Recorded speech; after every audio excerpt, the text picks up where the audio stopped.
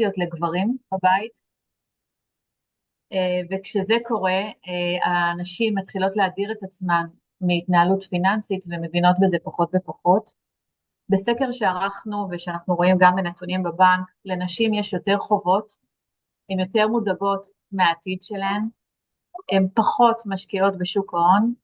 דרך אגב, מי שעושות את זה ועושות את זה בהצלחה מאוד מאוד גבוהה, מייחסות את זה למזל ולאו דווקא לידע, בעוד שיש לנשים תכונות שמשאירות אותן בבורסות ובהשקעות שלהן בצורה סובלנית יותר ומתאימה יותר, ומגיעות להצלחות בשל הידע שלהן ולא בשל מזל.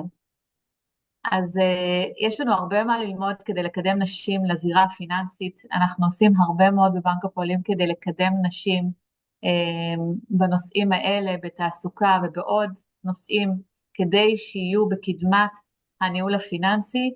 והערב הזה הוא עוד טעימה מהסוג הזה.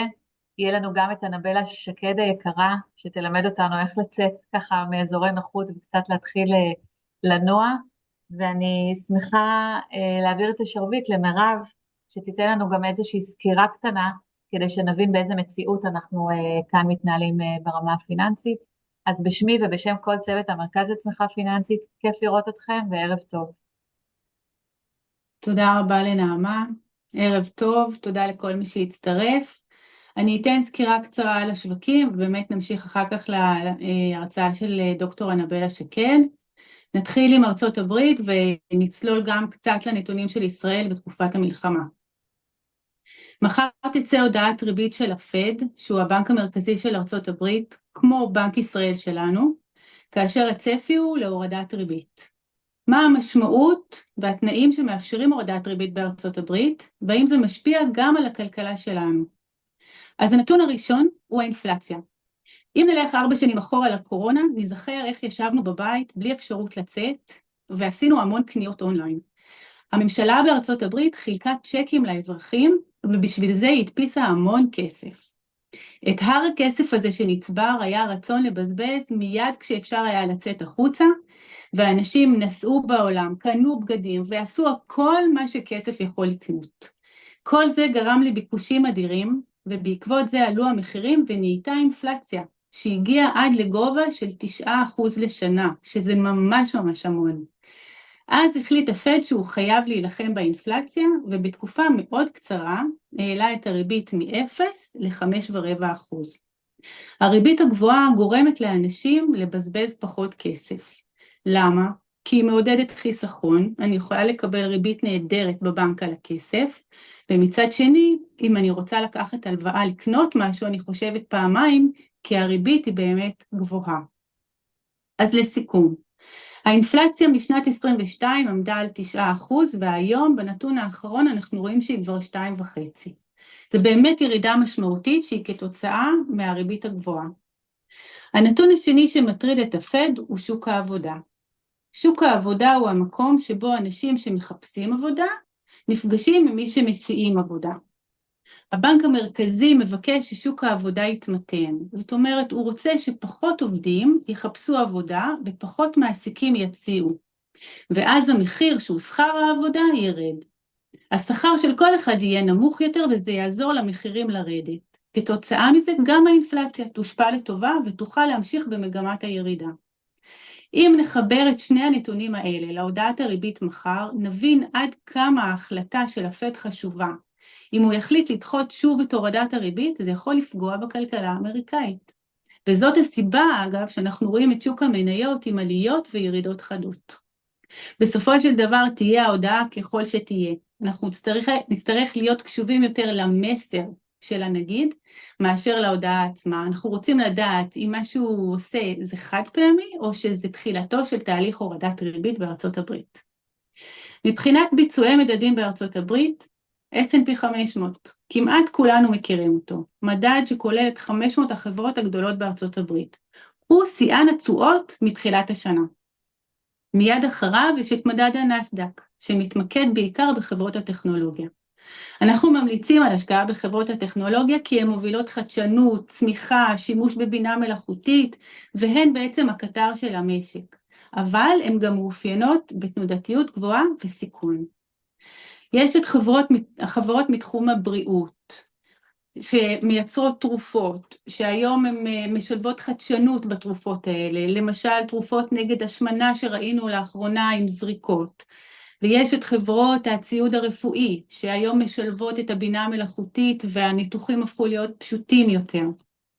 ולסיום יש גם את הסקטור של תעשייה ביטחונית, שלאור המצב של מלחמות על הגלובוס, יש ביקוש לנשק, התקציבים של ביטחון במדינות שונות עולים, ואנחנו רואים המשך צמיחה גבוהה לסקטור.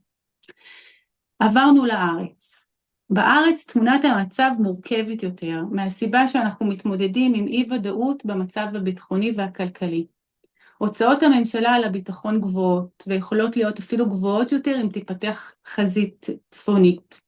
בנוסף, יש ירידת הכנסות של הממשלה שגורמת לעלייה בגירעון. המחלקה הכלכלית של הבנק צופה שהריבית בארץ תרד רק במחצית השנייה של 2025. זה נגזר מהודעת הנגיד החודש, ואנחנו צופים שהריבית תגיע ל4% רק לקראת סוף 2025. כמו כן אנחנו צופים שבשנת 25 תהיה התאוששות משמעותית בכלכלה, לצד ירידה מסוימת באינפלציה, שעדיין צפויה להיות גבוהה יחסית. אני אזכיר לכם ביום ראשון התפרסם נתון של המדד שהיה גבוה כמעט פי 2 מהצפי. שוק המניות בארץ וביצועים פחות טובים ביחס למדדים אחרים בעולם, בגלל המלחמה וכל המצב הכללי. ומפה נבקש שהחטופים יחזרו בשלום, וכל החיילים האמיצים יחזרו הביתה, ותודה על כל מה שהם עושים בשביל שנוכל לחיות כאן. מדד תל אביב 35, שמורכב מ-35 החברות הגדולות בישראל, עלה מתחילת השנה בכמעט 10% על אף המצב, ויש עוד מגוון של חברות מקומיות עם תשואות דו-ספרתיות מתחילת שנה. השקעה בחברות המקומיות היא הצבעת תמיכה במשק ובפעילות שלו, וזה נותן תמיכה ורוח גבית לכלכלה.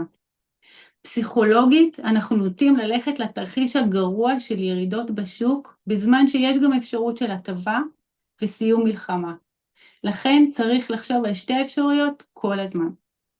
לסיום, בגלל שאנחנו צופים שהריבית במשק תרד רק במחצית השנייה של 2025, אפשר היום לנצל את הריבית הגבוהה ולקנות אגרות חוב ממשלתיות או קונצרניות ולקבל תשואה סביב 5% לשנה ולייצר עוגן בתיקים לאורך זמן. להמשך קבלת ייעוץ מיועץ השקעות, ניתן לתאם פגישות במרכזי הייעוץ שפזורים ברחבי הארץ תחת חתימה על הסכם ייעוץ. תודה רבה, ודוקטור אנבלה שקד שלך. תודה רבה. אז ערב טוב לכולם, ברוכות הבאות, ברוכים הבאים. אני שמחה ומתרגשת להיות כאן בפעם השנייה במסגרת המרכז לצמיחה פיננסית, שהוא באמת מרחב עשיר, נדיב ביותר של מידע וכלים בכל מה שקשור לנושא שלא כל כך מדברים, לא כל כך מכשירים אותנו בשום מקום אחר. אז אני שמחה מאוד כאן אם תרצו לצלם את השקף, ויהיה לכם גם את הקישור לאיך להגיע. אני אשמח אם נעמה תגידו משהו בקשר להקלטה, יש אנשים שככה לא יוכלו להישאר עד הסוף ומתעניינים לדעת היכן יוכלו לשמוע את ההקלטה של המפגש הזה, כדי להשלים את מה שלא תספיקו היום, ואז ירגיע את כולנו. ואני לא אתייחס לצ'אט במהלך ההרצאה, אבל אני מאוד אשמח לענות על השאלות שלכם בסוף. אז בהחלט אתם יכולים לסרוק כאן את הקוד, בסוף ההרצאה אני גם אעלה קוד שתוכלו לסרוק את המצגת עצמה, אז לא צריך להיות בלחץ לרשום כל דבר, הכל נמצא כאן. ונצא לדרך עם ההרצאה הזאת לקפוץ למים. אני מאוד שמחה שהזמנתם את ההרצאה הזאת, היא לא עוסקת בפיננסים, זה לא תחום המומחיות שלי. תחום המומחיות שלי הוא העיסוק בכלל טיפול, אני פסיכותרפיסטית, אני מדריכה, מכשירה מטפלים, הקמתי בית ספר לפסיכותרפיה, אחד בישראל, אחד בברצלונה. אני אעסוק היום בנושא של הימנעות, ואני שמחה שהזמנתם דווקא את ההרצאה הזאת, כי היא מאוד רלוונטית לכל תחומי חיינו, ובוודאי בהקשר של נשים עם כל מה שקשור לעניינים פיננסיים, אנחנו נלמד גם קצת מדוע. וההרצאה הזאת היא גם התוצר של הדוקטורט שלי, שעסק בתופעת ההימנעות, זה משהו שהטריד אותי הרבה מאוד שנים, מדוע אנשים לא מממשים את הפוטנציאל שלהם, ומתוך הספר שלי גם באותו שם לקפוץ המים, שתוכלו למצוא גם באתר שלי וגם בכל חנויות הספרים. אז מה נעשה כאן בערב? אנחנו נלמד מה זו הימנעות, כיצד היא נוצרת, מה המרכיבים שלה, מה הרווחים והמחירים שלה ואיך מטפלים בה. אז כנאמר, אני דוקטור אנבלה שקד, זה הספר שלי, הוא תורגם בספרדית, הוא בדרך להיות מתורגם לסינית, ותופעת ההימנעות היא תופעה מאוד מאוד נפוצה היום בעולם, במיוחד אחרי משבר הקורונה, שכל כך הרבה אנשים יצאו מהמעגל של העשייה, זה גם תופעה שאנחנו מתחילים לראות אותה בגילאים הרבה יותר צעירים, מאלה שנהגנו לראות אותה. אני התחלתי את המחקר שלי מתוך דאגה לצעירים שנתקעו, מכירים את השיר הילד בן 30, יש לו חום גבוה, אז אני תיקנתי את השיר הזה קצת, הילד בן 30, להורים יש חום גבוה, וזה אותם צעירים שלא הסתדרו, אחרי איכשהו יצאו מהמסגרות, מהבית ספר, מהצבא, אולי אפילו לא התגייסו לצבא או נפלטו מהצבא, ואז לא לומדים, לא עובדים, בספרדית קוראים להם הניניס, ניניס הם לא לומדים ולא עובדים, אז זה לא ולא ביחד, שני נועים ביחד, אבל היום אנחנו רואים את התופעה הזאת בהרבה מובנים. אז קודם כל הימנעות, זו תופעה שיש לכולנו, לא להיבהל, זה רצף, זה ציר, שמתחיל מזה שלכולנו יש הימנעויות, כי יש לנו בחיים עיניים גדולות. אנחנו לא נעשה את כל מה שאנחנו רוצים לעשות, לא נגיע לכל מה שאנחנו מתכננות לעשות, ולכן אנחנו נימנע מדברים או שהם לא בסדר עדיפות גבוה מדי, שזה בסדר, יש דברים, אני הרבה פעמים חולמת על לחזור לנגן בגיטרה, משהו שעשיתי בנעוריי, אבל בינינו סיכוי קלוש שאני אעשה את זה, זה לא עד כדי כך חשוב לי, כדי שאני באמת אפנה את הזמן, האנרגיה וכל מה שצריך כדי לעשות את זה. אז זאת הימנעות קלה, היא לא מפחיתה מתחושת הערך שלי, היא לא מפחיתה מהגשמה העצמית שלי, היא משהו ש-nice to have, משהו שהייתי שמחה שיהיה בחיים שלי, אבל זה לא נורא אם אין את זה. אז יש את ההימנעויות האלה, ויש הימנעויות יותר משמעותיות, כשהימנעות הכי חמורה היא הימנעות להשתתפות במעגל העבודה, לא רק במובן של פרנסה, אלא גם במובן של תרומה, עשייה, מסוג כלשהו, אצל ילדים כמובן זה לימודים, ויש אנשים שנמנעים מתחומים שלמים, הם מעולים בעבודה, נמנעים מזוגיות, או להפך, ואחד התחומים שיש הימנעות, כמו שנעמה אמרה בתחילת דבריה, שיש באופן מסורתי או חברתי, תרבותי, יש תחומים שנשים מדירות את רגליהן מהן, כמו הנושא של התעסקות בפיננסים ובוודאי בהשקעות, שלא נדבר על השקעות, בכלל על להסתכל על הבנק, לדעת כמה יש לי ואיך אני מנהלת את זה, וזה משהו ששריד מאוד מאוד עתיק של העולם הפטריארכלי, והרעיון הזה שגברים היה להם את כל הכוח והכוח הכלכלי, וכמובן לא היו כל כך מעוניינים, אף אחד לא בקלות ובשמחה מוותר על כוח השפעה,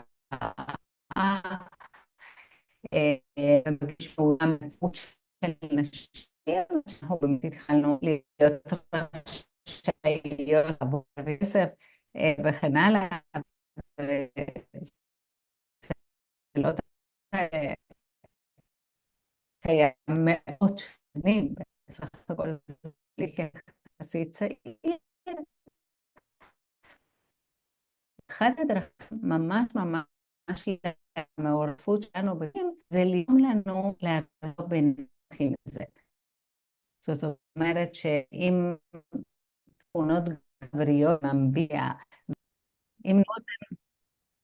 ימנו אותנו להסתכל על נשים חזקות, שאפתניות, מצליחות, מרוויחות, בצורה יותר ביקורתית ואפילו פחות נשית, זאת אומרת, את משלמת מחיר חברתי, מחיר לפעמים זוגי, על העוצמה שלך. התופעה הזאת יש לה אגב שם, זה נקרא פצע המכשפה.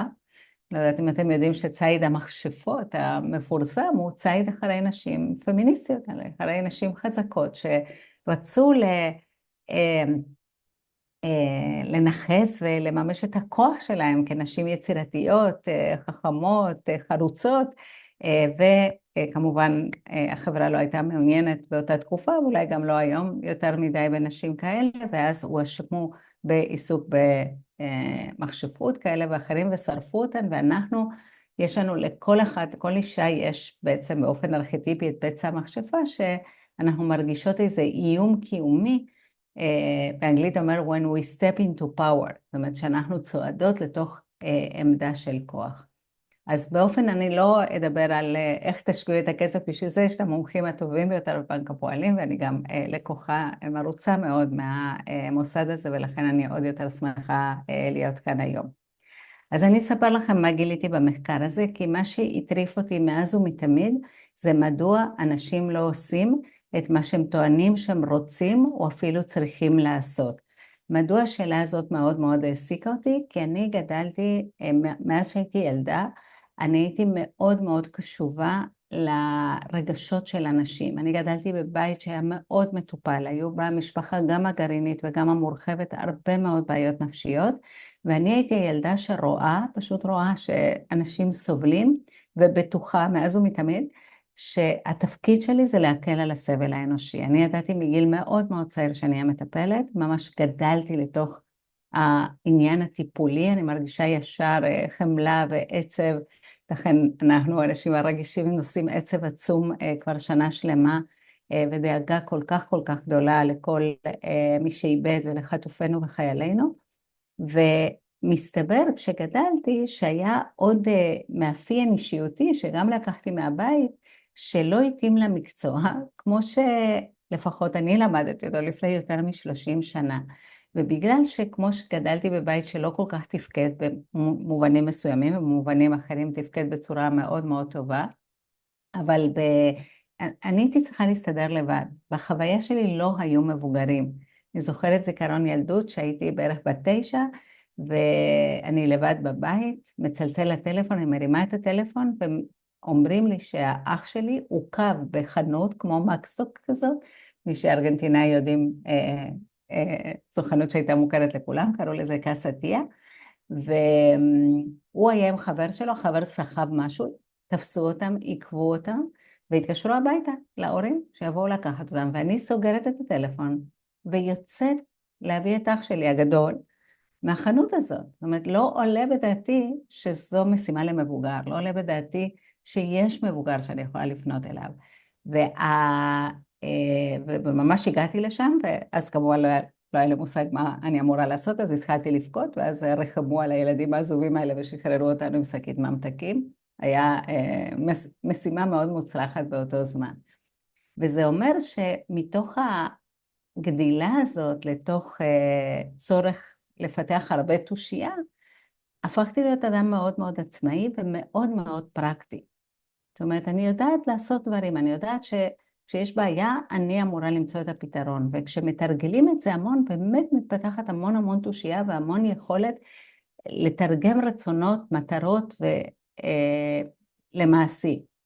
ולכן חשבתי, ואני הייתי בטיפול המון שנים, כל ארגנטינאים בטיפול כל החיים, אבל באמת היה לי הרבה מה לטפל מתוך הילדות שלי, וברגע שהייתה לי תובנה, כי כל אדם שהולך לטיפול, הולך לטיפול בגלל שהוא סובל, הוא לא סובל קצת, הוא סובל הרבה והרבה זמן, ומגיע לטיפול והוא מבין בטיפול, או שיבין את זה די מהר, שיש משהו בעצמו שהוא חלק מהסבל הזה, הוא לא רק סבל שמגיע מהחיים או מהאנשים או מהגוף, זאת אומרת משהו אצלי, כי בטיפול עובדים על האדם עצמו, על האישיות שלו.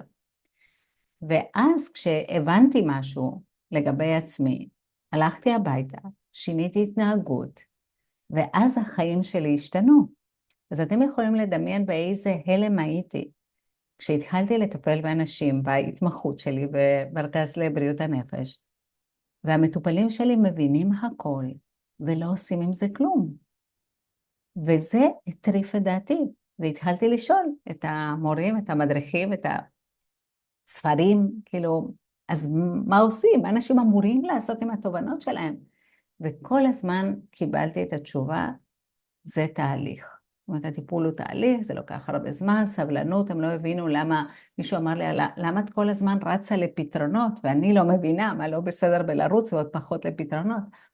בקיצור, השאלה הזאת לא נתנה לי מנוח, ובגלל שלא מצאתי תשובות, זה הפך להיות מסע חיי. אני בעצם אחד האנשים הפרקטיים בעולם, שהפכה להיות מומחית, בינלאומית אגב, כי אף אחד לא חקר את הנושא הזה יותר מדי, בפסיביות והימנעות. אז אני אגלה לכם עכשיו מה גיליתי בדרך. אז קודם כל ההגדרה, מה זאת הימנעות? הימנעות זה מרחק שאדם מציב בינו לבין משימות החיים, על מנת להגן על תחושת הערך שלו. ותכף אני אסביר לכם מה הכוונה ואיך זה קורה. אם נשאל את דוקטור אלפרד אדלר, האדם שהמציא את התיאוריה שעל פי אני עובדת מה הם החיים, הוא יענה ללא היסוס שהחיים הם תנועה. ולתנועה הזאת יש כיוון, והכיוון הוא ממינוס לפלוס, ממצב של חסר, של חסך, של חוסר ביטחון, לקראת מצב של הסתגלות, התגברות, שליטה במובן של מאסטרינג, ואפילו לקראת שיפור ובאופן תיאורטי לשלמות. כששלחו אותנו למסע הזה, לא שלחו אותנו בידיים ריקות, ציידו אותנו בשתי מתנות ממש יוצאות דופן. הראשונה היא החתירה.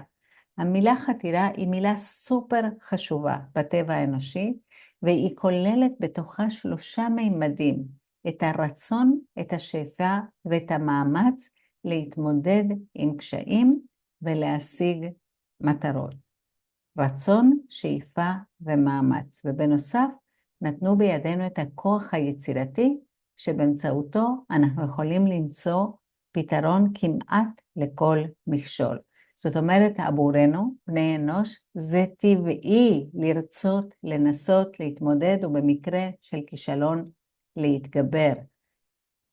אם אנחנו לא רואים השתתפות פעילה, אם אנחנו רואים הימנעות, גם בילדים אבל גם מבוגרים, זה אף פעם לא בגלל שהמוטיבציה חסרה. אין דבר כזה חוסר מוטיבציה, זה לא קיים. אנחנו מצוידים מלידה עם מוטיבציה פנימית חזקה להתפתחות ולהתגברות. בלעדיה המין האנושי לא יכול היה לשרוד, שלא לדבר על לשגשג.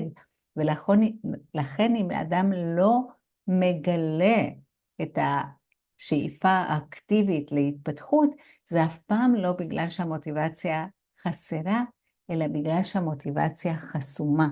ומה שחוסם את המוטיבציה זה הפחד מאובדן תחושת ערך. הפחד מאובדן תחושת ערך מוביל לאובדן אומץ, discouragement, ולצמצום תחומי הפעילות שלנו לאזורים שאנחנו נרגיש מוגנים מפני אותה סכנה. איך יכול להיות הפחד מאובדן תחושת ערך מוכר בשמו העממי כפחד מכישלון? איך קרה שכולנו למדנו לפחד בגיל כל כך צעיר מתופעה אנושית, טבעית, בלתי נמנעת כמו כישלון בהיותנו יצורים לא מושלמים, אנושיים? אז איך כולנו למדנו לפחד מכישלון? למעשה זה קרה לכולנו סביב גיל 2. אם נלך שנה אחורה, לגיל שנה, אנחנו נגלה שהתינוק האנושי משיג הישג יוצא דופן, אפילו בין היונקים, שהוא, נכון, ההליכה. מה קורה כשתינוק לומד ללכת? נופל. כמה פעמים הוא נופל? המון. מה אומרים לו כשהוא נופל? לא קרה כלום, קום, קומי. אף הורה, אפילו ההורים המורכבים ביותר, ופגשתי לא מעט כאלה, לא אמרו אף פעם לתינוק שלומד ללכת, תגיד לי, אתה דביל, זה כל כך קשה להתייצב על 2 רגליים? ואף אחד, אף פעם לא אמר לתינוקת שלומדת ללכת, עזבי, ממש רואים שאת לא טובה בזה. דווקא זחלת מעולה, בשביל מה את צריכה את זה? מצחיק, נכון? רק שלא כל כך מצחיק שבעוד 6 שנים או 7 שנים, הילדה הזאת תהיה בת 9 בכיתה ג', אוקיי? עשיתי חישוב לא נכון, היא בת שנה, בעוד 8 שנים היא תהיה בת 9 בכיתה ג', יכול מאוד להיות שיגידו לה או יגידו עליה, היא לא תהיה ריאלית. אין לו מוטיבציה, אין לו קורדינציה, אין לה שביעה מוזיקלית. רק הצוות, תשימו לב שיש עוד אנשים שמגיעים, אז אם תוכלו להכניס אותם. אין לו מוטיבציה, ואף אחד לא יחשוב שנאמרה פה שטות במדרגה ראשונה, אז כמו להגיד לילדה בת שנה, שעדיף לה לזחול כי את לא הולכת כל כך טוב. אבל למעשה, מה שאנחנו מקבלים, אותה הכלה לטעויות שאנחנו מקבלים בגיל שנה, נעלמת סביב גיל 2. בגיל 2, מבחינת הפעוט זה קורה באופן פתאומי, היחס לטעויות משתנה. פתאום כועסים, אפילו על ילד שנפל, אומרים לו, אבל אמרתי לך לא לרוץ, נכון? ואז אני לא יודעת אם שמתם לב, אם יש לכם בסביבה בני 2, אבל בשבילם צעקה זה דבר מאוד מאוד מאוד דרמטי, ובאמת שבפעם הראשונה שצועקים, או בפעמים הראשונות שצועקים על פעוט, ואני מבקשת מכולכם לא להעמיס על עצמכם יותר רגשות אשמה מאלה שאיתם הגעתם להרצאה הזאת, כי זה די בלתי נמנע, אבל כשאנחנו נותנים את הצעקה הזאת, הרבה פעמים מתוך לחץ, התינוק קופא. פשוט יש מצב של פריז, ובפריז הזה נוצר חיווט, נוצר הקשר, הרי גורל, שיש אותו לכולנו, ותכף אני אוכיח את זה, בין טעות, בין כשל, לבין אובדן אהבה. בין טעות לבין אובדן תחושת ערך. ומאותו רגע אנחנו מתחילות ומתחילים לייצר לעצמנו תסריט חיים מצומצם. אז אם האירוע הוא ניסיון שלא עלה יפה, זה בעצם התיאור של מילה כל כך קשה שאנחנו כל כך פוחדים ממנה, שהיא כישלון. כישלון הוא ניסיון שלא עלה יפה, זה כל הדרמה. אם הפירוש שלי הוא אני לא שווה, נראה לכם מוגזם? אז אני רוצה שתחשבו על הפשלה האחרונה שעשיתם. היום יום שלישי, רובנו כבר הספקנו השבוע לעשות פשלה, אוקיי? מה המילה הראשונה שעלתה לכם בראש כשעליתם על זה שעשיתם פשלה? סתומה?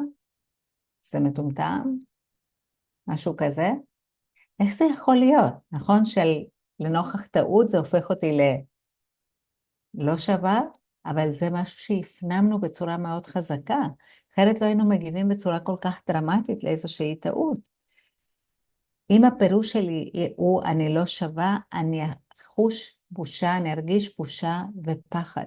בושה ופחד הם לא הרגשות הרגילים, הטבעיים שאנחנו אמורים להרגיש בעקבות כישלון. בעקבות כישלון אנחנו אמורות להרגיש אכזבה, יש פער בין מה שרצינו לבין מה שקרה, וצער. יש פה איזה הפסד, גדול או קטן. בושה ופחד הם רגשות חברתיים, בושה זה רגש שאני לא מספיק שווה, ופחד כמובן שיגלו את זה, ולכן אני מתחילה להתנהל בחיים בזהירות יתר והימנעות. אני אומרת זהירות יתר כי זהירות זה דבר חשוב, ופחד הוא רגש אמור להוביל אותנו להישמר ולהיזהר. אבל אני מדברת על כך שאנחנו ממש מצמצמים את תחומי הפעילות שלנו, וכשאנשים לפעמים חושבים שמה שאני אומרת כאן זה מוגזם, זה שייך לאנשים חסרי ביטחון עצמי, ממש לא. בהרצאות בלייב, אני עושה כמובן את השאלון שעשיתי לכם קודם אל מול קהל שנמצא מולי, ואני שאלתי אתכם לפני כמה דקות כמה שאלות. שאלתי מה ההישג הנדיר שמשיג תינוק אנושי סביב גיל שנה. יש בפעם האחרונה שעשיתי את זה, זה היה במכללת ספיר לפני שבועיים, ישבו בקהל כ-50 מאזינים, כמה לדעתכם ענו על השאלה הזאת בקול רם? Okay, כולם יודעים שהתשובה היא הליכה, או ידעו את זה עוד שנייה. רק אחת. ענתה בקול רם, לא מדי רם. Okay? ואז שאלתי עוד 3 שאלות. מה קורה כשתינוק לומד ללכת? כולם יודעים את התשובה, מצטרפים עוד 1 או 2, אומרים נופל. אחר כך יש שאלה טריקית, כמה פעמים הוא נופל? אף אחד לא יודע, לא ספרנו. אבל התשובה הנכונה היא המון, ומה אומרים לו כשהוא נופל, ובסוף של 4 שאלות, אולי 10%, 5 אנשים מתוך הקהל, משתתפים בחידון שלי. עכשיו, זאת דוגמה של הזהירות. זאת אומרת, אנשים יושבים בהרצאה, נזרקת שאלה לאוויר. למה שאני לא אשתתף בספונטניות ואני אזרוק משהו? נכון? יש הזמנה למשחק, לאינטראקציה, להשתתפות, ואנשים יושבים להם, לא עולה בדעתם שהם אמורים להביא את המחשבה לכדי מילה שצריכה להיאמר בקול רם. והזהירות הזאת, אני יושבת לי בהרצאה, ואגב זה סבבה, כי בהרצאה החוזה הוא שהמרצה מדברת, לא שואלת את המאזינים, אבל תחשבו באיזה זהירות אנחנו מסתובבים בעולם. ואם אני בזהירות כזאת, באירוע שלא כל כך מאיים, ושאני לא אפסיד כלום אם אני אשתתף, אני לא ארוויח כלום אם אני לא אשתתף, ולהפך, אז תחשבו עכשיו, באיזה זהירות אני נמצאת, כשאני רוצה להגיד משהו שאני חושבת, כשאני רוצה לבקש משהו שאני צריכה, כשאני רוצה לסרב לבקשה, ובמקום זה אני אומרת, בטח, בכיף, כשאני רוצה לעשות משהו, או להפסיק לעשות משהו, אנחנו נמצאים בזהירות מטורפת. והמסקנה של המעגל הזה, אם אתם מכירים אותו בתור מעגל אפרת, אירוע פירוש רגש תגובה, תמיד היא עובדה, צדקתי. זאת הנבואה שמגשימה את עצמה. פעם ראיתי בסדרה קומית בטלוויזיה שהילד הגיע הביתה מבית הספר עם נכשל, ואבא הסתכל על התעודה, הסתכל על הילד, ואמר לו, אוקיי, נכשלת. מה אנחנו לומדים מזה? לעולם אל תנסה שוב. never try again. וכמה שזה נשמע מצחיק בתוכנית טלוויזיה, זה באמת מסר שסיפרנו לעצמנו לגבי תחומים שלמים בחיים. יש מחקרים שמראים ש85% מאיתנו יצאנו מבית הספר עם דעה מאוד מאוד לא מחמיאה לגבי היכולת שלנו, בין אם זה אקדמית, ובעיקר היכולת האומנותית. שירה, כתיבה, משחק, ריקוד, וכמובן יצירה. Okay? זאת אומרת, אנחנו באמת, יש תחומים שלמים שאנחנו לא נוגעים בהם. לא מזמן מישהי אמרה לי, יואו, איזה כיף לך שאת יודעת ספרדית, אני מת על שפות, אבל אני גרועה בזה. שאלתי אותה, מה את אומרת? כמה שנים ניסית ללמוד שפה, וכמה שיטות ניסית ללמוד שפה? התשובה היא כמובן שום שיטה ושום שנים, בגלל שאני לא טובה בשפות, אז אין טעם. ולא רק שאני לא אשקיע ולפתח את היכולת הזאת, אלא שאני גם לא אטה אוזן כדי לשמוע, לקלוט איזה מילה בשפה וקצת להתחבר לרעיון הזה. אז מדוע אנחנו צריכים כל כך הרבה אומץ, כן? ותחשבו שההרצאה הזאת פיננסים זה אחד הדברים שצריך המון המון אומץ, זה תחום שאנחנו הרבה פעמים מספרות לעצמנו, כמו התחום הטכנולוגי, אני לא טובה בזה. אני סיפרתי את זה לעצמי שנים, אני טכנופובית, אני לא צריכה, אני מבוגרת, אני כבר לא צריכה להתעסק עם הנושא הזה, הדיגיטלי וכן הלאה, ואז הגיעה הקורונה. ואני, העבודה שלי זה להרצות בארץ ובעולם, אני מסתובבת בכל העולם, הגעתי מדרום קוריאה, דרום אמריקה, סוגרים את העולם, אין הרצאות. אני טכנופובית, קפצתי לזום, והתחלתי ללמוד את העולם הדיגיטלי, ואני מסתדרת איתו מספיק טוב. היום אני הרבה פעמים מדריכה קולגות, במיוחד בתחום הטיפול, במיוחד בגילי, אנחנו כבר סבתות שלא טובות בזה, ואני אומרת, זה לא, אף פעם לא הקדשתי לזה מספיק. זמן, תשומת לב, סבלנות, ואמרתי לחברה, חברה מאוד מאוד יקרה שלי, שהתחילה לעשות איזה קורס, היא עשתה ממש פתחה, היא מתעסקת בתחום אחר לגמרי משלי, בנושא של טארוט הכי טובה בעולם, לא בארץ, והיא היא אמרה לי, אני לא יכולה להעביר קורס דיגיטלי, וישבתי איתה שעה שלמה בזום, להראות לה איך עושים את זה, איך פותחים קבוצות, איך פותחים את כל הדברים שצריך ללמוד בשביל להעביר שיעור בזום, ואני בסבלנות מאוד גדולה, והיא לא מבינה מהלחץ, כי היא נלחצת מהטכנולוגיה, ואז היא מביאה זיכרון בכיתה ג' שאבא שלה אומר לה, אבל ילד בכיתה ג' יכול להבין את זה. ואני אמרתי לה, צביה, אם אני הבנתי את זה, כל אחד יכול להבין את זה. ובבית אמרו לה, אם את הבנת את זה, כל אחד יכול בצורה מזלזלת. אם את הבנת, כל אחד יכול להבין את זה. והיא אומרת לה, את אומרת את זה אחרת, אני אומרת, אם אני, הקשת למידה בטכנולוגיה, הבנתי את זה, כל אחד, על זה אני חותמת לכם. וזה אותו דבר לגבי תחום שהוא חשוב לנו. ומדוע הוא חשוב? כמו שאמרה קודם נעמה, זה כל כך חשוב. הביטחון, העצמאות הפיננסית היא כל כך חשובה, שלהשקיע בזה, ועוד באמת, תקנו אותי אם אני טועה, אבל כל מה שיש במרכז הזה הוא חינמי, נכון? אם אני לא טועה, והייעוץ והזה, או יש המון, כאילו, אז את לא אני יכולה, טועה, את לא טועה. כן, אז זה הכל ממש חינם. כאילו,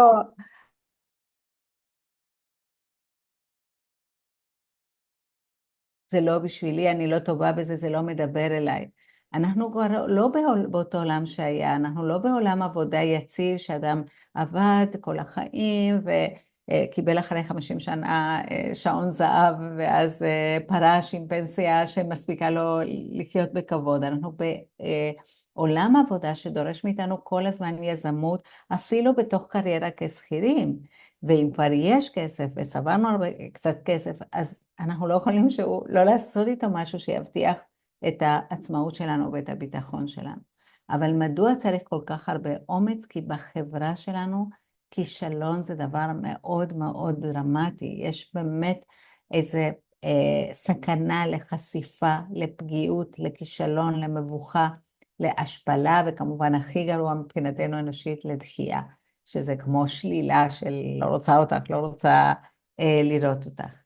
אבל בזמן שאנחנו כל כך משקיעות אנרגיה בלהגן על עצמנו מפני המחירים האלה של הסיכון לקחת צ'אנס, האומץ לקחת צ'אנס, אנחנו משלמים את המחירים של זהירות היתר. והמחיר של זהירות היתר, יש 3 מחירים, שני הראשונים זה הקטנה והחלשה. זה הקטנה של מי שאנחנו, של הביטוי הייחודי החד פעמי שהוא אנחנו במסע הקצר שלנו כאן על כדור הארץ, והחלשה של מיומנויות, של כוחות, של תחושת ערך, ובסופו של דבר מגיע המחיר האולטימטיבי שהוא החמצה, שהוא בעצם הבזבוז של אפשרויות של להיות כאן בנוכחות מלאה, נועזת, טיפונת חצופה, ואולי אני רוצה לעזור לכם להתגבר על פחד מכישלון. אני אעשה את זה, אמרתי לכם שאני אדם מאוד פרקטית, אני עושה את זה בשיטה מאוד יעילה, שכל הרודנים בכל ההיסטוריה משתמשים באותה שיטה בהצלחה ממש טובה, שהיא לגרום לאנשים לפחד ממשהו אחר. אז אני רוצה שתתחילו לפחד מהחמצה. כי כשתתחילו לפחד מהחמצה, תבינו שכישלון זה פחות או יותר משחק ילדים. כותבת הילה שלג, אומנית ישראלית רב-תחומית, עשיתי המון חיים בטעויות שלי. מהי הצלחה? אומר לנו צ'רצ'יל, לנוע מכישלון לכישלון בהתלהבות. והדרך היחידה לנוע מכישלון לכישלון בהתלהבות, זה לא לקשר או לנתק את הקשר בין כישלון לאובדן ערך. כישלון הוא ניסיון שלא עלה יפה. כישלון זה עדות לכך שצריך עוד אימון, עוד ידע, עוד עזרה, ולא עדות לכך שאני לא שווה ואני לא בסדר. אז מה הם המרכיבים של ההימנעות? קודם כל, בראשית כל רגשי נחיתות שמביאים לפחד מאוד גדול לכישלון. בנוסף, יש לנו אמביציות גבוהות. מסתבר שיש לנו רגשי נחיתות מודגשים, ויש את זה לכולנו, כי אנחנו בסביבה חיים בחברה מאוד מבקרת, מאוד לא סובלנית לתהליכים ולטעויות, וכשיש לנו רגשי נחיתות מודגשים, אנחנו יוצרים לעצמנו מטרה מפצה של עליונות. זאת אומרת, אנחנו לא רוצים להיות בסדר, אנחנו לא רוצים להיות רגילים, אנחנו רוצים להיות נהדרים, או אפילו מושלמים. אני יודעת שאגב, אף אחד לא אומר לעצמו בכל רם, אני רוצה להיות מושלם, או אני יכולה להיות מושלמת, או צריכה להיות מושלמת. אבל עצם הכעס העצמי והעיכוב על הטעויות והכישלונות, מעידות על הציפייה להיות מושלמת. כי אם אני לא מצפה מעצמי להיות מושלמת, לא הייתי צריכה לעשות שום עניין מטעויות, הייתי צריכה להגיד אוי, ולהתנהג על עצמי כמו ווייז. נעלה חשב מסלול חדש. אני לא עושה את מה שאנחנו עושים, אנחנו היינו ווייז אוי ואבוי, אנחנו מתחילות להגיד לעצמנו, את כנראה סתומה ברמות, אני אמרתי לך 3 פעמים לפנות ימינה, לפני 800 מטר, לפני 400 מטר, על הצומת אמרתי עוד פעם, לא שהיה צריך, אבל נו, מילא, וגם אז את פספסת, ועכשיו נעשה סיבוב ונבזבז זמן וכסף, את יודעת מה, אני לא מחשבת לך יותר. זה הדיבור הפנימי שלנו לעצמנו. אז זה חושף את המטרה המפצה של עליונות, זאת אומרת, ברגע שאני מצפה מעצמי לא לעשות טעויות כתנאי לתחושת ערך, אז רגשי הנחיתות זה לא בגלל שאני גרועה, זה בגלל שאני לא מדהימה, בגלל שאני לא מושלמת. כמה פעמים אני שמעתי, גם עם מודרכות שלי ולקוחות שלי, שמישהי אמרה, היא עשתה סדנה, היא אומרת, אם לא כולם מתעלפים, אם לא כולם מתפעלים, אז היא נהרסת מזה. לא, לפני כמה חודשים, החמוד הזה שכותב שירים, רגע, אני פותחת את צ'אט בשביל שתגידו לי, נועם חורב, הגיל שלי, זיכרונה לברכה. נועם חורב כתב פוסט לפני כמה חודשים טובים, שמישהי יצא באמצע המופע שלו, והוא לא נרגע מזה. נועם חורב, ממי, יש לך, אוהבים אותך, המון המון המון אנשים, ואחר כך היא עוד התקשרה, ואמרה לה, הבייביסיטר התקשרה, היא התבאסה שהייתה צריכה לצאת באמצע, אבל הפרשנות שלי, מישהו אחד עוזב את המופע שלי, אז זה מערער אותי. שם נמצאת השאיפה לשלמות. אני אומרת לאותן בנות שעושות סדנאות, להגיד, במקום להגיד, אם לא כולם מתפעלים, אז אני מרגישה לא שווה, אולי נחליף את זה אם אדם אחד זה נגע בו, אם מישהו השתנה לו החיים במשהו בעקבות הסדנה הזאת, זה היה שווה לעשות אותה. זאת אומרת שבנוסחה הזאת להיות בסדר, להיות אוקיי, זה לא שווה, זה אולי אפילו גרוע היום, אפילו להיות רגיל. ואז אין לנו האמביציה הזאת, זה אחד הגילויים, זה אגב משהו שרק מומחים בפרפקציוניזם, ומטפלים אדלריאנים שמבינים את הדינמיקה של ההימנעות, מבינים שמאחורי כל הימנעות יש אמביציה מוגזמת. בנוסף, יש לנו נושא של פינוק. זה משהו שאגב, אם אתם לא אנשים מפונקים, ואני מניחה שהקהל שמגיע לכאן הוא קהל יותר בוגר, ששייך יותר לדור ה-X, ולכן אנחנו פחות גדלנו מתוך שפע ורעיון אידיאולוגיה של הילדות המאושרת, פשוט דרשו מאיתנו וציפו מאיתנו להתנהג יפה ולעזור וללמוד יפה, אז יש לנו ילדים כאלה, כי לנו היה מאוד קשה ורצינו שהילדים שלנו לא יהיה כל כך קשה, ולכן אנחנו נתנו קצת יותר מדי, אפשרנו קצת יותר מדי, ולכן הרבה פעמים מאחורי הימנעות יש חוסר אימון בהשקעת מאמצים. Okay, שזה משהו שמאוד שייך לדור ה-Y ומטה, זאת אומרת, הדורות שנולדו אחרי דור ה-Y, שזה דור ה-Z, המילניאלס, ועכשיו יש שקוראים לה קטנטנים הפנדמיאלס, הדורות הבאים הם ילדים שמאוד מאוד גם, לא רק שהם, יש לי נכדה בת 1 ו8 חודשים, שהיא אומרת בא לי, כאילו בא לי, לא בא לי, בא לי, לא בא לי, אותנו לא שאלו מה בא לך, מה בא לך לאכול. שמו מה שהיה לאכול, אז אנחנו לא, אין לנו כאלה דרישות מהחיים. וכמובן עיסוק גדול מדי בעצמם. Okay? עוד פעם, העיסוק המאוד אינטנסיבי של ההורים ברווחה של הילדים, מביא אותם להיות יותר מדי עסוקים במה שהם מרגישים, מה שהם רוצים, מה שהם צריכים, ופחות מדי במה שאחרים צריכים, ומה שהמציאות דורשת.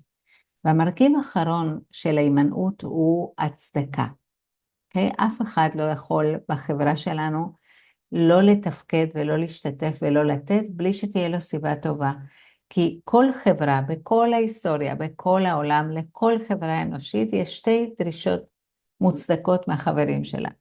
הדרישה הראשונה זה להתנהג בצורה מוסרית. בלי זה קיום החברה, הביטחון של החברה הוא פשוט נתון בסכנה גדולה.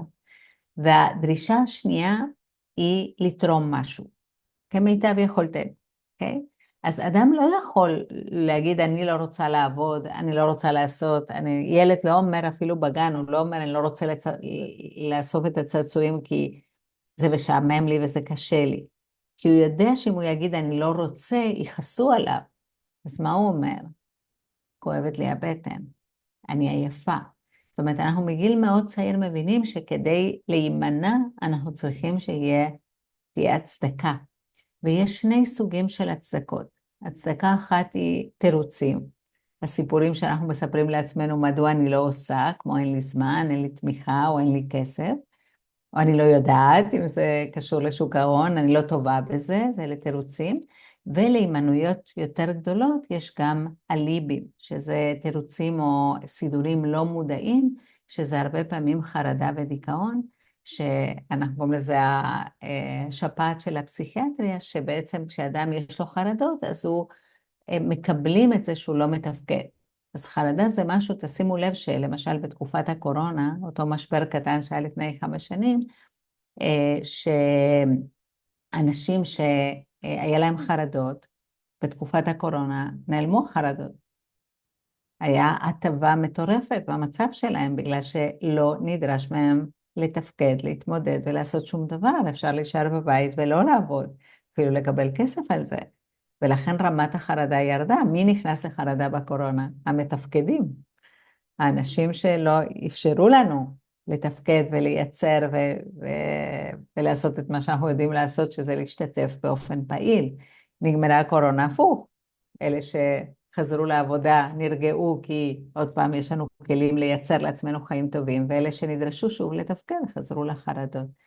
אז זה, אני חושבת אם אני עושה סיכום של המרכיבים של ההימנעות, שכמובן מפורטים יותר בספר, אז זה לא, הסימפטום הזה הוא לא מודע, אדם לא אומר אני אכנס לחרדה ואז יוותרו לי, אוקיי? זה סימפטום לא מודע, זה משהו מורכב, אבל חשוב להבין את זה, כשאדם מבין את הסידור הזה, הרבה פעמים, יותר מפעם אחת, ראיתי את זה עשרות פעמים, כי אני טיפלתי במשך שנים בהמון נמנעים, ואז הכשרתי מטפלים שעושים את זה במקומי, שברגע שאדם מבין את התפקיד של הסימפטום, הוא יכול להיעלם פשוט בשנייה.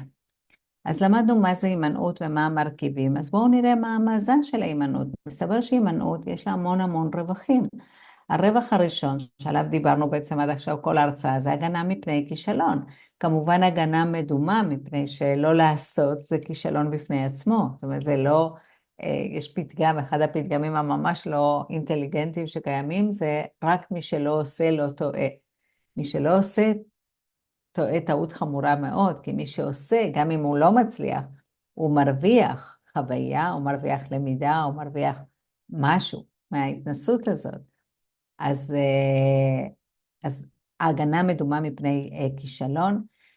הימנעות שומר על אשליה של עליונות. זאת אומרת, אדם שהוא לא עושה, הוא יכול להמשיך להאמין שאם הוא היה עושה, אז הוא היה מדהים, יוצא דופן, מיוחד, ולכן זה שומר על האשליה הזאת.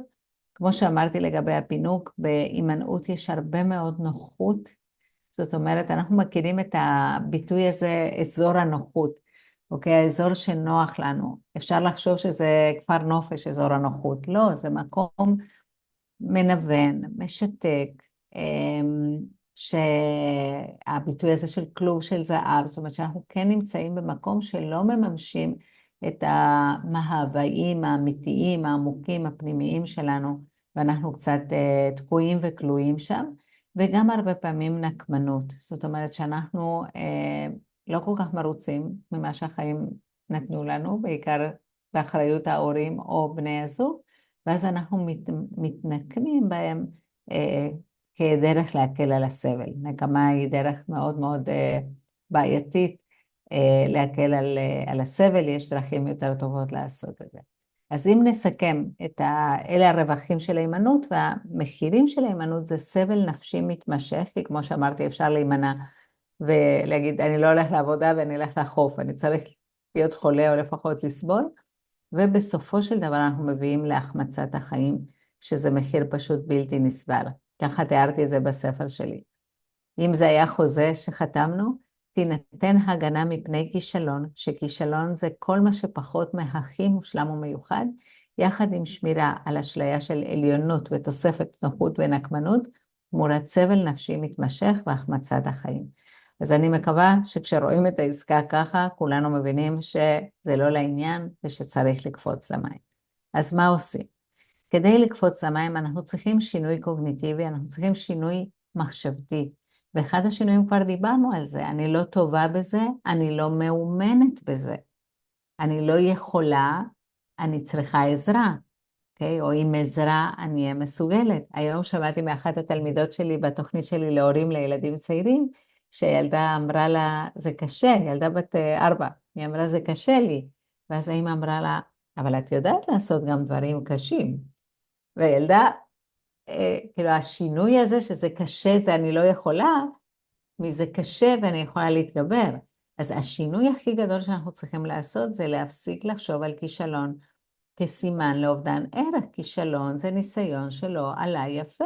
זאת החמצה נועזת, לא צריך לעשות מזה עניין. מה שעושים זה לומדים, וכמו שנעמה קודם אמרה, שכשנשים משקיעות, הן זהירות יותר, הן מחושבות יותר, והן בגלל הצורך הבסיסי שלנו יותר בביטחון של שמירה על הבית, אנחנו עושות השקעות יותר שקולות, פחות אולי נועזות, אבל בהחלט מספיק שהם גם, יש בהם תעוזה, אבל גם אחריות מאוד מאוד גדולה.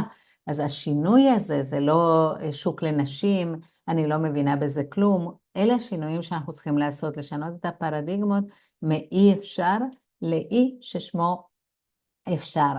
ובסופו של דבר אנחנו צריכים, השינויים הגדולים שאנחנו צריכים לעשות זה לאמץ תפיסת עולם אופקית, לרדת מהסולם התחרותי, מההרגשה שאנחנו צריכים להיות כל הזמן יותר מעצמנו ויותר מאחרים, לקבל את עצמנו, לא לצפות לשלמות, ולוותר על אמביציות לא ריאליות של שלמות. והשינוי השני הוא שינוי התנהגותי.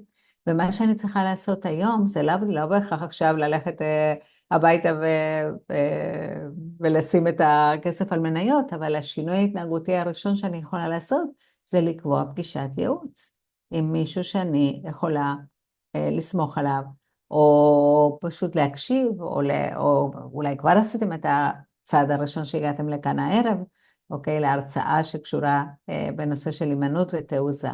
אז אני עושה פעולה אחת, צעד אחר צעד, ואנחנו מגיעים מאוד רחוק ככה, ולעשות משהו או לתת משהו.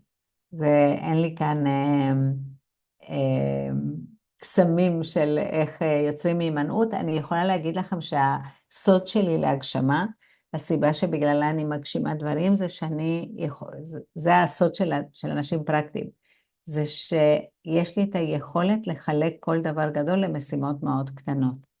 שמישהו אמר לי, וואו, איזה דברים גדולים עשית בחיים, כאילו להקים בית ספר לפסיכותרפיה, עוד בית ספר להכשרת מאמנים, לנסוע בכל העולם לארצות, אני לא עשיתי אף פעם שום דבר גדול. אני עשיתי המון דברים קטנים, ברצף מסוים. ולאט לאט חלקם התגבשו לתוצאות גדולות, בדרך היו גם מיליון מיזמים שלא הצליחו באותה מידה כמו אלה שכן הצליחו. אז צריך להבין שהרעיון הוא להיות במשחק ולהשתפר, שזה נורא נורא כיף. אגב, שיפור הוא די בלתי נמנע. אני רוצה להקדיש כמה דקות לדבר על הטיפול בהימנעות, במיוחד אם יש לכם ילדים בוגרים, נמנעים או צעירים גם, מתבגרים, בדרך כלל אין הימנעות לפני גיל ההתבגרות, כמעט ואין.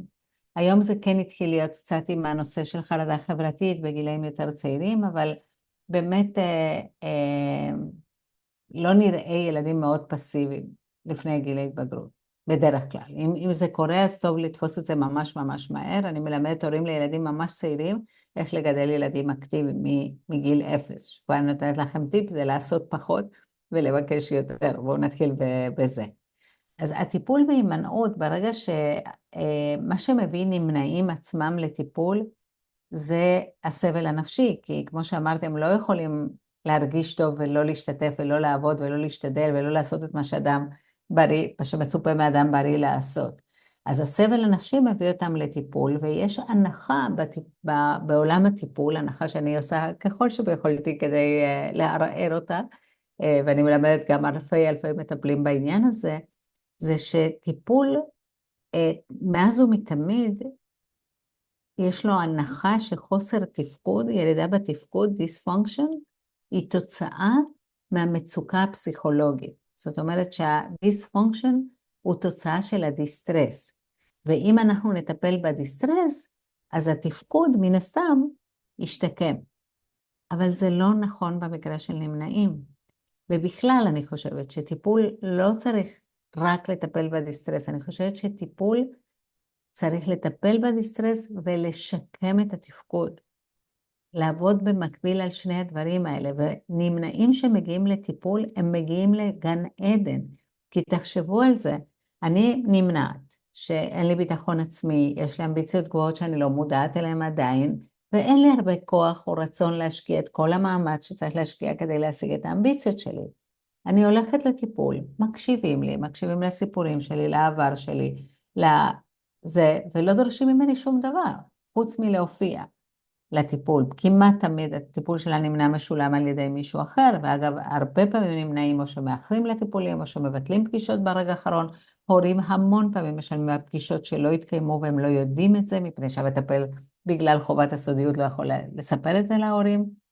Okay, אז אנשים באמת, תדעו לכם שהספר שלי, לקפוץ המים, הוא הספר הכי נמכר בין פסיכולוגים, כבר כמה שנים בישראל, אבל מי שמביא את הספר לפסיכולוג זה המטופלים, או ההורים של המטופלים. כי הם אומרים, הטיפול לא מתקדם, כי ברגע, מה שבעצם הנמנע רוצה, זה שדברים יקרו בלי שהוא צריך לעשות אותם. הוא רוצה להרגיש טוב, אבל בלי שהוא צריך להשקיע את כל מה שאדם צריך להשקיע כדי שיהיה לו טוב, וזה ממש ממש לא מעט, כן? החיים קשים, כמו ששמתם לב, והיום קשים יותר. אז טיפול חייב להיות מסע מהימנעות להשתתפות, ואם לא, אתם מבזבזים את הכסף. אני אספר לכם סיפור קצר, שכשאני מספרת אותו למטפלים, פסיכולוגים, פסיכיאטרים, אף אחד לא צוחק, באמת, כולם ברצינות, וכשאני מספרת את זה לקהל הרחב, כולם צוחקים. Okay? הסיפור הוא שהגיע אליי בחור להתייעצות חד פעמית, שזה מה שאני עושה היום, סגרתי את הקליניקה שלי, אפשר לבוא אליי לטיפול, כי אני מקדישה את כל המרץ שלי להכשרת הורים, כאילו למנוע את הבעיות הנפשיות.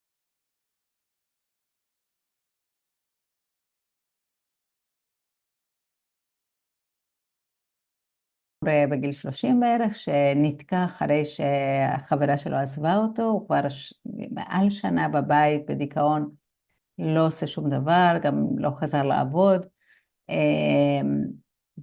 ומגיע אליי בחור שנראה כמו נינג'ה כזה, מאוד מאוד יפה תואר, וככה מבנה גוף כזה חסון, ואנחנו מדברים, אני מסבירה לו את הדינמיקה של ההימנעות, מדוע כל כך חשוב לחזור לפעילות, לא משנה. ואז, ואמרתי לו, ואני חושבת שמאוד יעזור לך ללכת לטיפול, ואז הוא אמר לי, אני כבר בטיפול. שהפתיע אותי, הוא לא אמר את זה קודם שהוא בטיפול, שאלתי אותו, כמה זמן אתה בטיפול? הוא אמר 8 חודשים. ואתה מרגיש שזה עוזר לך? הוא אומר, האמת שלא. זאת אומרת, אז אני חושבת שכדאי שתדבר עם המטפל שלך על זה. ואז הוא אמר לי, דיברתי איתו, ומה הוא ענה לך? שכדאי שנעבור לפעמיים בשבוע. אז זה הרגע שאנשים של העולם הרגיל מחייכים ואומרים, לא, אם זה לא עובד 8 חודשים פעם בשבוע, זה לא יעבוד פעמיים בשבוע, ומטפלים לא חושבים ככה, מטפלים חושבים, כן, אז צריך להמשיך בטיפול, כי יש עוד הנחה מוטעת בטיפול, שכל עוד המטופל מגיע, טיפול עובד.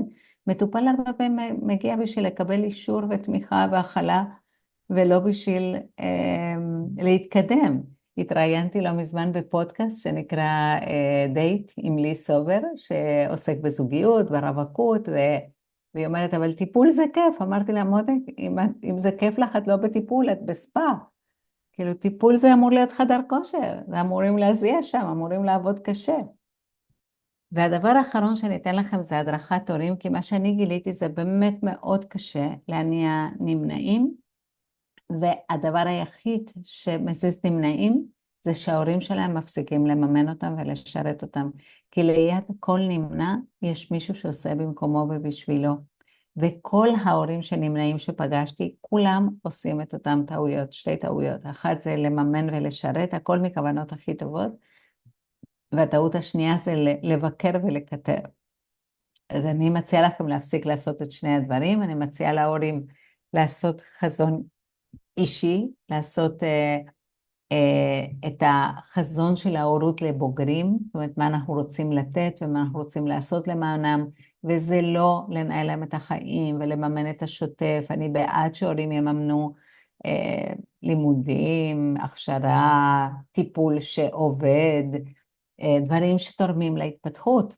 טיפול רפואי, אבל לא את השוטף של החיים.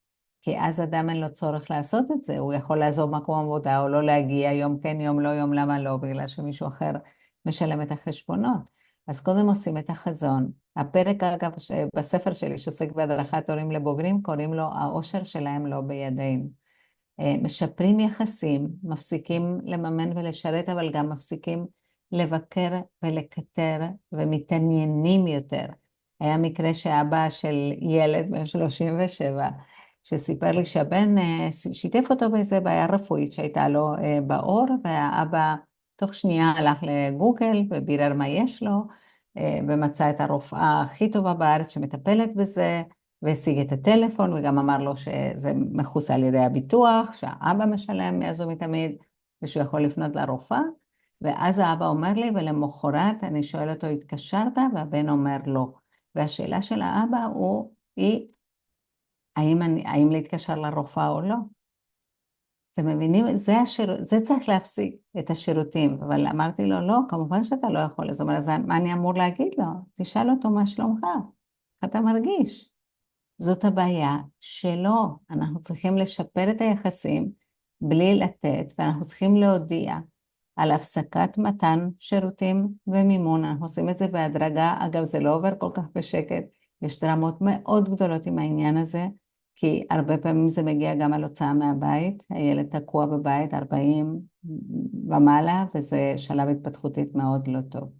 אז אנחנו מודיעים על הפסקת מימון ושירותים בצורה מאוד מבוקרת, זה יכול להביא להרבה כעס, לנתק, להרעת המצב הנפשי של הילד, הם עושים הכל, זאת הסיבה שההורים לא עושים את מה שהם יודעים שהם צריכים לעשות, בגלל שהם מאוד מאוד פוחדים מהכעס, מהנתק ומהמצב הנפשי של הילדים. אבל אי אפשר, כמו שדרייקורס אמר, אנחנו לא יכולים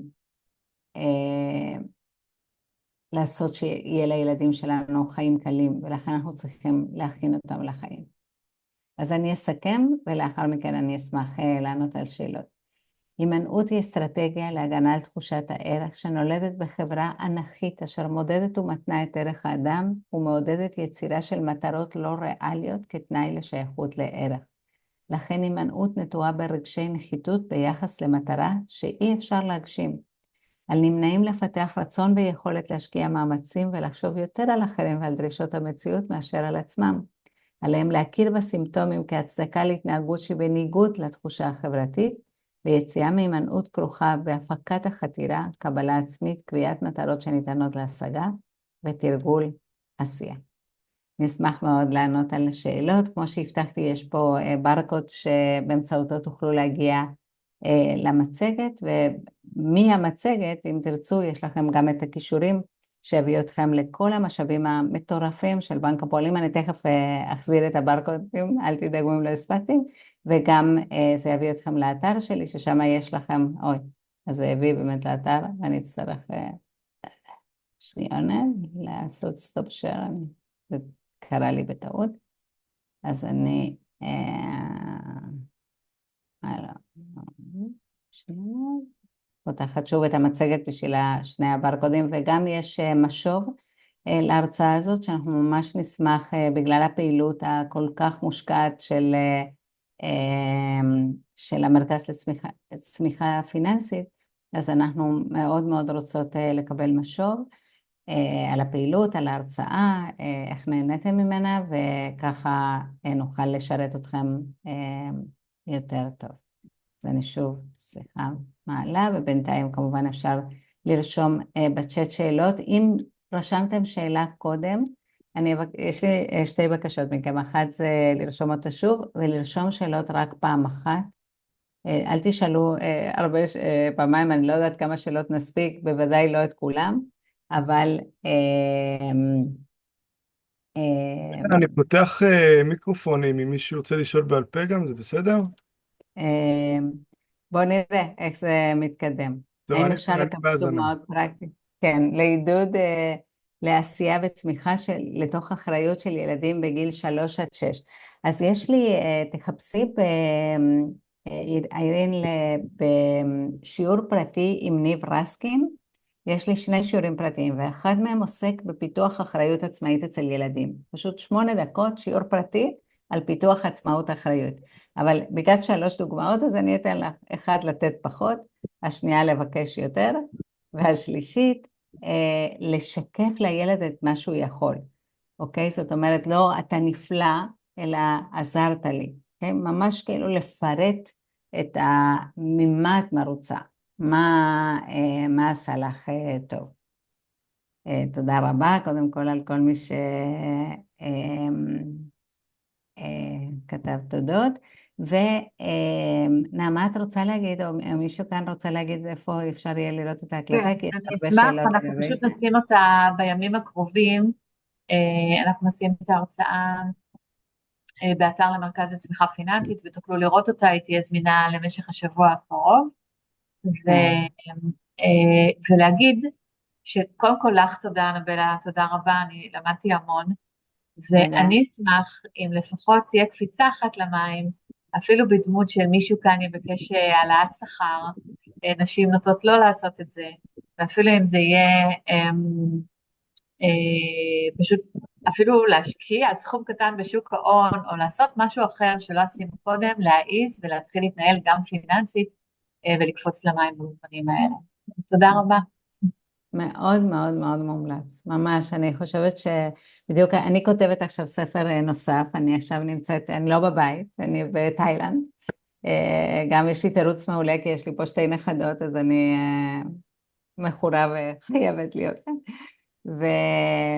אבל באתי לחודש הפעם באמת לגמור את הספר, כי כבר הייתי צריכה להגיש אותו, והשנה המטורפת הזאת קצת תקבע את זה, וזה ספר שנקרא להחזיר את האומץ על עידוד, ואחד הדברים שבדיוק היום כתבתי פרק, שאנשים מוגשמים, אנשים שמגשימים את עצמם כל הזמן, כל יום לוקחים החלטות של סיכון, כאילו עושים משהו שלא נוח, שלא רגילים, שלא קל, אז זה לא שעכשיו צריך, עכשיו תלכו לבנק, תיקחו כסף ותשקיעו, תקבעו פגישה,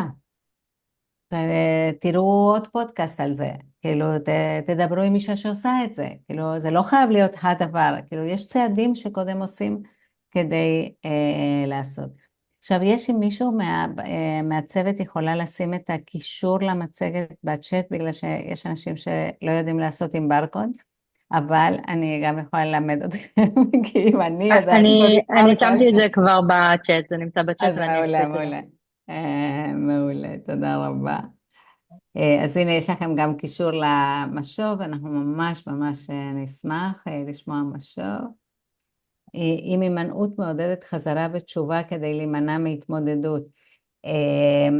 איזו שאלה, לפעמים כן, וגם הפוך גם, כאילו יכולה להיות גם חזרה בשאלה בגלל שעול מצוות או ההכרח לקום מאוד מוקדם בבוקר להתפלל לא בא לי טוב, ויש איזו תפיסה שאולי בעולם החילוני אין דרישות כאלה מאנשים, וגם לפעמים באמת חזרה בתשובה נותן איזושהי מסגרת לאדם שמשחררת אותו הרבה פעמים מהרבה החלטות, העול של האחריות, אז זה יכול לבוא ממקום הזה. אני מניחה שבמקרה כזה זה לא מחזיק, אני חושבת שיש גם בחזרה בתשובה יש הרבה מאוד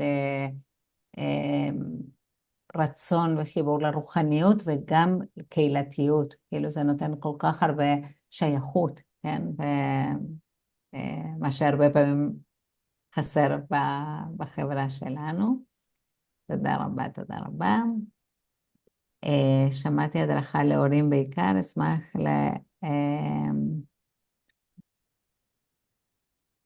שמעתי הדרכה להורים, בעיקר אשמח להדרכה גם לילדים להורים כאלה, איך משחררים ניהול ויוצאים לעצמאות ויזמות בצורה בריאה.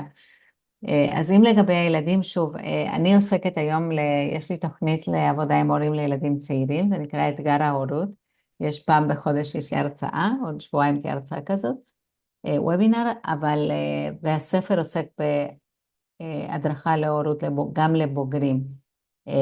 כמו שאמרתי, אפשר להתחיל תשימו לב, מתי אנחנו עושים יותר מדי, ותדעו לכם שזה נורא נורא קשה, לא לתת ולא לעשות. אנחנו באמת דור אני לא יודעת, כאילו, אני אומרת עלינו של פחות או יותר נולדנו סביב שנות ה-70, פלוס, ה-60, סליחה, הלוואי ה-60 פלוס מינוס. אנחנו אנשים שהנתינה, אנחנו עפים על זה, על נתינה, וקשה לנו לא לתת וקשה לנו לקבל. אז צריך כאילו לתרגל את זה עם הילדים, קטנים וגדולים, זה נורא נורא נורא חשוב. מתי יודעים שזה יציאה הגיונית מאזור הנוחות ומתי זה מסוכן? לעתים אני ממש מתמוטטת שיוצאת מאזור הנוחות.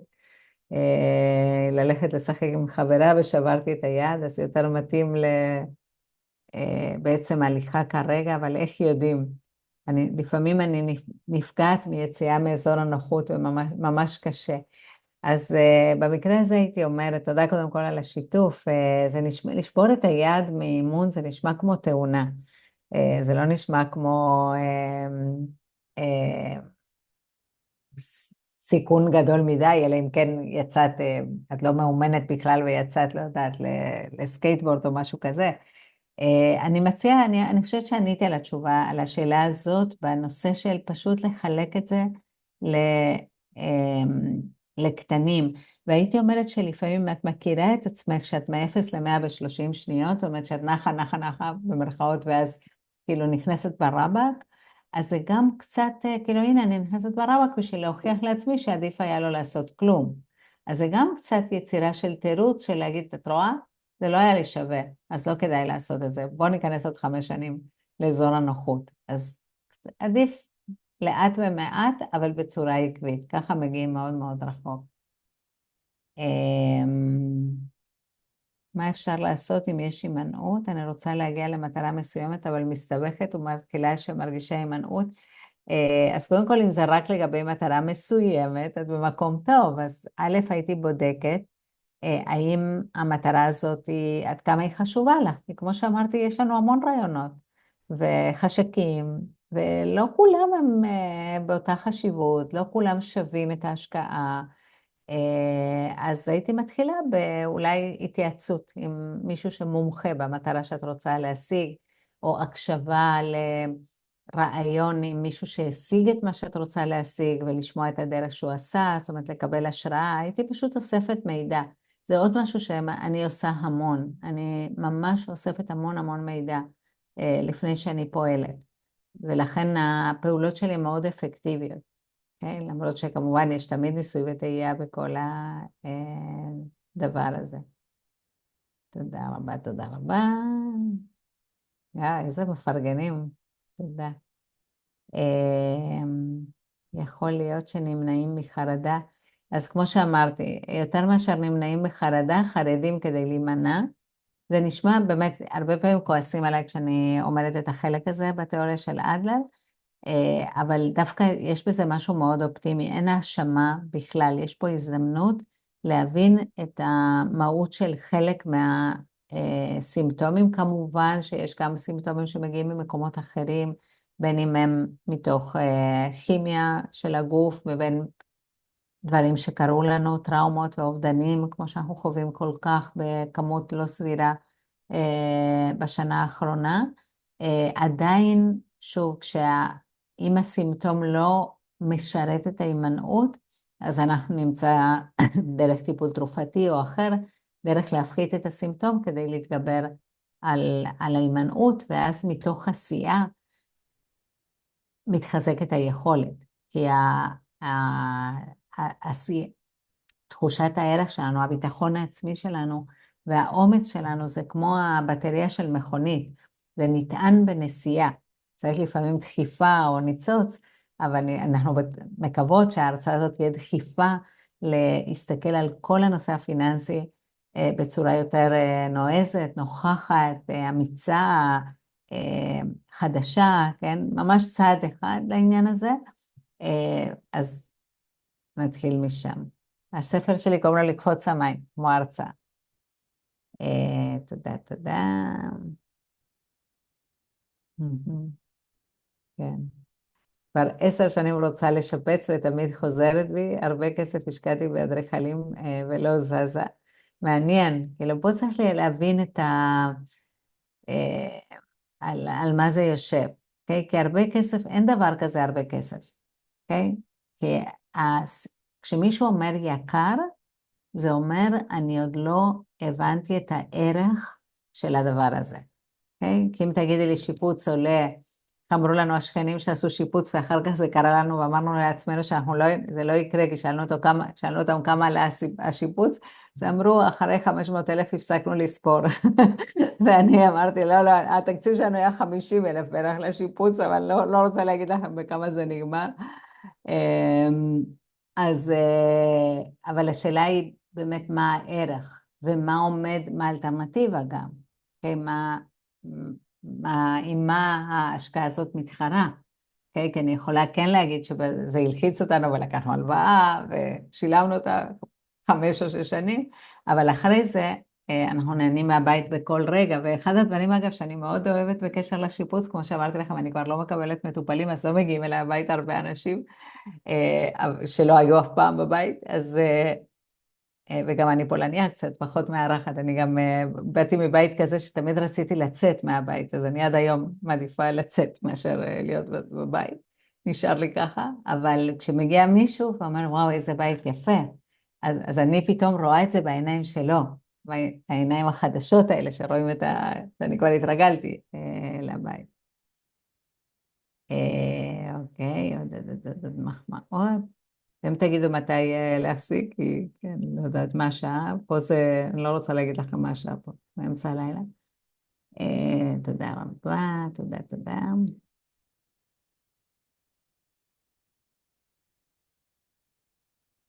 אוקיי, בכל זאת בפועל העולם ביקורתי וזו עובדה, זאת אומרת שקיימת ביקורתיות והיא אמיתית, אז בכל זאת אם יש כאן סוג של פיקציה ודיבור פנימי הוא כמו פיקציה על המציאות, לא סגורה שהצלחתי להעביר את מה שהתכוונת. אני גם לא בטוחה אושי שהבנתי את מה שאמרת, אבל אני מבטיחה לך שעל זה אני כותבת את הספר הבא, וממש בימים האחרונים ממש נכנסתי באמא של הביקורת, כי זה באמת דבר מאוד מאוד מוריד מאוד את תחושת הערך, אז יש למה לחכות, אז זה יהיה בהרצאה הבאה. אוקיי, אז מבקשים עוד הרצאות על שוק ההון. איזה סוג טיפול מתאים למבוגרים נמנעים? מה אני ממליצה לדוגמה CBT לעומת דינמי או אפשרות אחרת? אז קודם כל בוודאי שאני לא ממליצה, אני אישית לא ממליצה על טיפול דינמי באופן כללי, אבל בטח לא להימנעות. זו דעתי, כמובן יש בעולם הפסיכולוגיה הרבה מאוד גישות, CBT זאת יכולה להיות אופציה טובה, אבל אני ממליצה במיוחד על טיפול אדלריאני, כי אלפרד אדלר התעסק חצי מהכתבים שלו, מתעסקים בנושא של הימנעות. הוא בעצם, כשהוא מדבר על נוירוזה, כל הזמן דיברו על נוירוזה, כשקמה הפסיכולוגיה לפני מעל 100 שנה, אדלר התכוון להימנעות, שהנוירוזה זה לא לתפקד. Okay, שהסימפטום הוא חלק מהתהליך הזה של ההימנעות. אז טיפול אדלריאני שאת יכולה לחפש, יש את מכון אדלר שיש בית ספר לפסיכותרפיה, אז יש גם מתמחים בבית ספר לפסיכותרפיה, זה אומר טיפול מאוד מאוד מוזל, אבל יש גם בוגרות של הבית ספר, חלקם היו מודרכות שלי במשך הרבה שנים, ויודעים לטפל מעולה. בהימנעות גם בהורים אגב. לרוב הנמנע לא רוצה ללכת לטיפול, בטח לא לטיפול שמאתגר, מתחילים בהורים, ואז כשיש את הרעת התנאים, אז הילד מוכן ללכת לטיפול, ואז קורה משהו. Okay?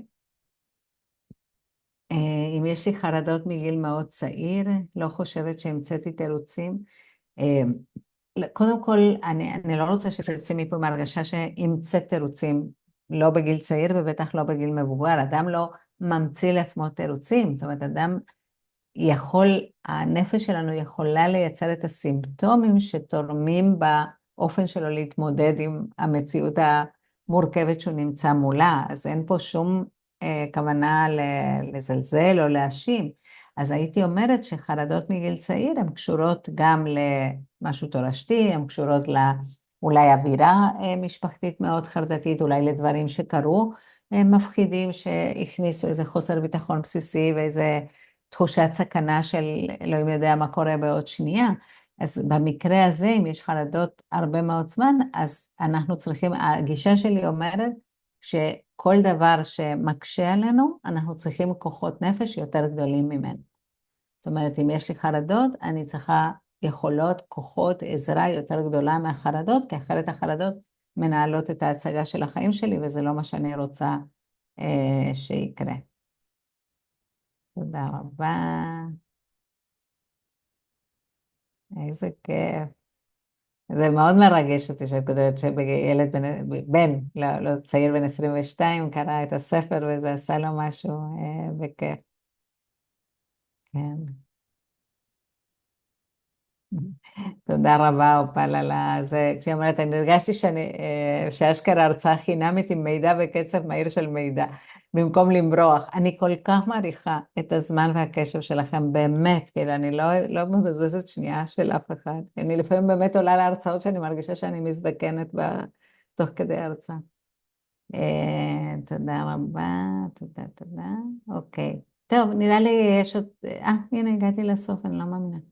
מה האיזון בין הימנעות לבין לקיחת סיכונים, והאם ניתן להראות את המצגת לילד בוגר? כמובן, אפשר להראות לו, ואני לא בטוחה שהוא יבין משהו מתוך המצגת, אני מאוד מציעה לך לקנות מתנה לחג את הספר, לקפוץ למים. ואם את יודעת שהוא לא קורא ספרים, אז יש לי באתר גם סדרה של 6 הרצאות על הספר, ממש פרק, אני עוברת, עכשיו זה היה 1.5 שעה על כל הספר, אז תחשבו שיש 6 הרצאות, כל אחת 1.5 שעה, על החלקים השונים של הספר, וגם יש סיכומים, בספר יש, עכשיו מודה, בספר, אתם לא תאמינו מה שאני הולכת להגיד עכשיו, אבל בספר החדש את הסיכום של הפרק שאני כותבת, אני עושה ב-AI, עם האינטליגנציה הרגשית, זה חוסך לי הרבה זמן, אז, אבל ממש אז לא היה AI, לפני, כשיצא הספר הראשון שלי, וממש אני מסכמת, אפילו אם מישהו קורא רק את 2 עמודי סיכום בכל פרק, הוא מבין את הרעיון של הספר, ואני אומרת את זה כי נמנעים לא קוראים ספרים שלמים, ההורים שלהם קוראים את הספרים, אז חשוב. אז תיכנסו לאתר של אנבלה co.il, ותמצאו את זה, יש חנות, הרצאות, כל מיני מתנות, באתר שלי יש מיני קורס להורים, מיני קורס למטפלים, כל מיני דברים. והשאלה האחרונה שאני אענה עליה, מה האיזון הנכון לדעתי בין הימנעות לבין לקיחת סיכונים? אז קודם כל אני לא חושבת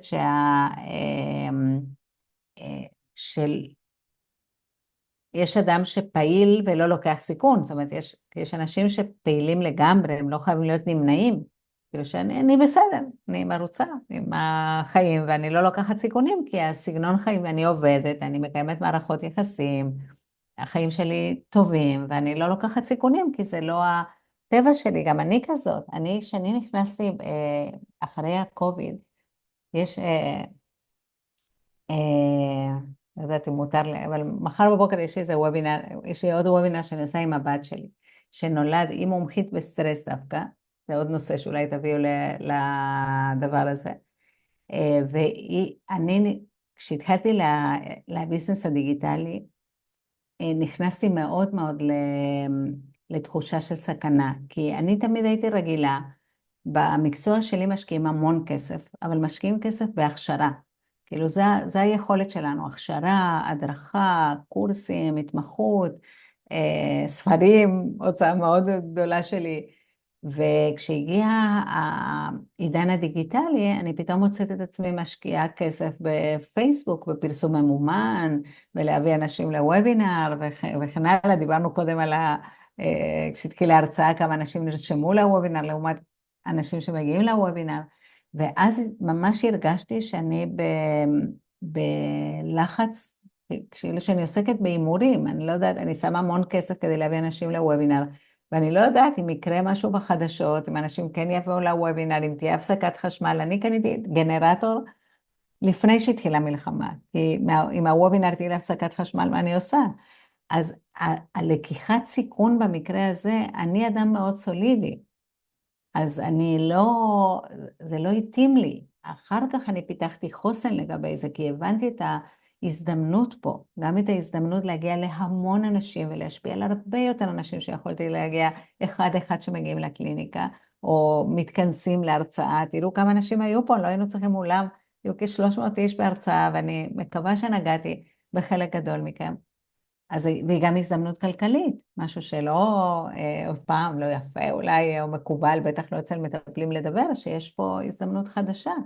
אז השאלה של עד כמה להישאר במקום או לקחת סיכון היא שורה לעדיפויות, לכוחות, למשאבים, ותמיד תדעו שלקחת סיכון זה לא לעשות משהו חסר אחריות, זה לא, בספרדית יש ביטוי, זה לא לזרוק את הבית מהחלון, זה פשוט לעשות משהו אחד שפחות נוח, שאני פחות רגילה לעשות, ושעדיין אני עושה אותו. אז זה לא, אל תחשבו שעכשיו צריך, לא יודעת מה, להפוך עולמות, כן? זה משהו קטן בתוך העולם. אז מירב או נעמה, אני מחזירה לכם את המיקרופון כדי לסגור את הערב הזה. רגע, באמת שוב אודה גם למי שנשאר ושאל ושיתף, היה מרתק. בתקופה כל כך מורכבת שאנחנו ככה מלאים בעצמנו בחששות, לפעמים קיומיים, אז זה חשוב רגע להירגע ולחשוב על העתיד ולחשוב ולהעיז, באומץ זה דבר הכרחי. ותודה לך, אנבלה, ותודה לכולם, למירב, לשותפות שלי במרכז לצמיחה פיננסית, לכולם, ושיהיה ערב שקט. אמן. וכולם שיחזרו בשלום. אמן. בהחלט. תודה רבה.